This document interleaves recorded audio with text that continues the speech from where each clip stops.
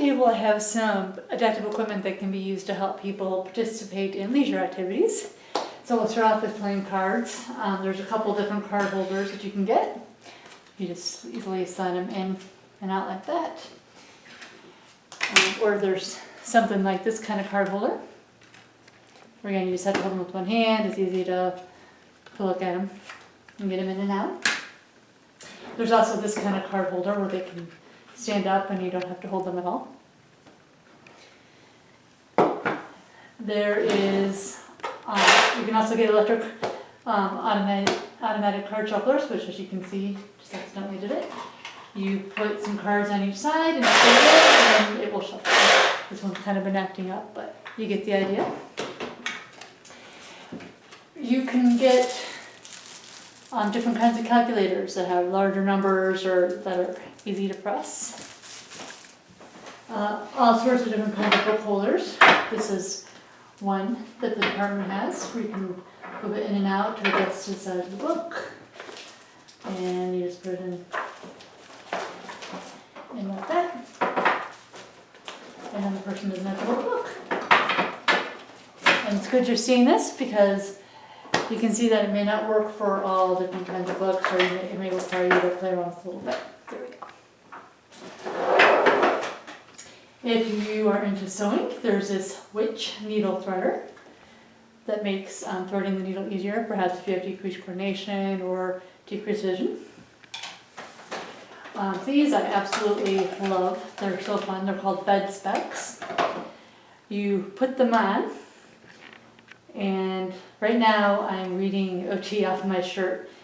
I can put the book right here. And I'm able to read the book. I can see that says Virginia against itself. So pretty cool. It can kind of help with your neck when you're reading in bed to prevent some neck pain if you're flexing your head like that. You can get different kinds of styluses for tablets, smartphones, things like that are easier to grip. This one is decent size to hold.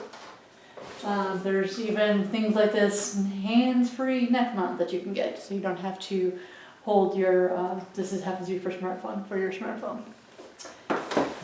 For cutting, either maybe for school or leisure activity, there's different kinds of scissors you can get. These are often called like a loop scissors. They don't always have this little extra handle here, but they require really just a little bit of pressure to make that cut. So it's easier for people with decreased strength or coordination to cut. And these are scissors that you can actually use to help somebody develop some scissor skills or to help them with cutting. You, as the therapist, would have your fingers in the loops or the holes closest to the scissor blades, and then the client would have their fingers on the other ones, and you can kind of guide them through the motion.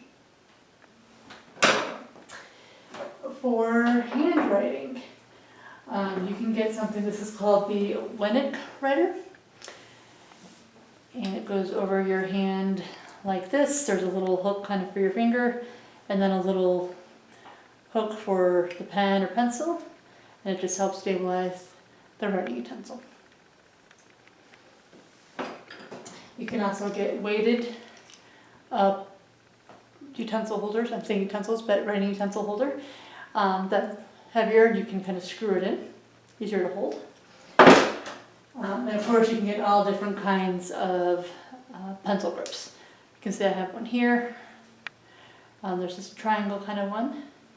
And then just some foam ones or just a clear plastic one like this to make it easier to hold the pencil or to facilitate a more proper writing grasp. You can get something like this boogie board, which is pretty cool. It's almost like an electronic whiteboard in a way. So I can write something, I wrote hi, and then I just have to hit this button and it will clear it. So you may be able to use it as a communication device or to help with school or taking notes or whatever works for you. And then the last thing I'd like to show is this LiveScribe pen. It is really cool. It requires special paper. I'll admit it is kind of pricey, but this pen can do all sorts of cool things. You can, let's use a student for example in class. You can have the student take notes on this paper and be recording the teacher at the same time.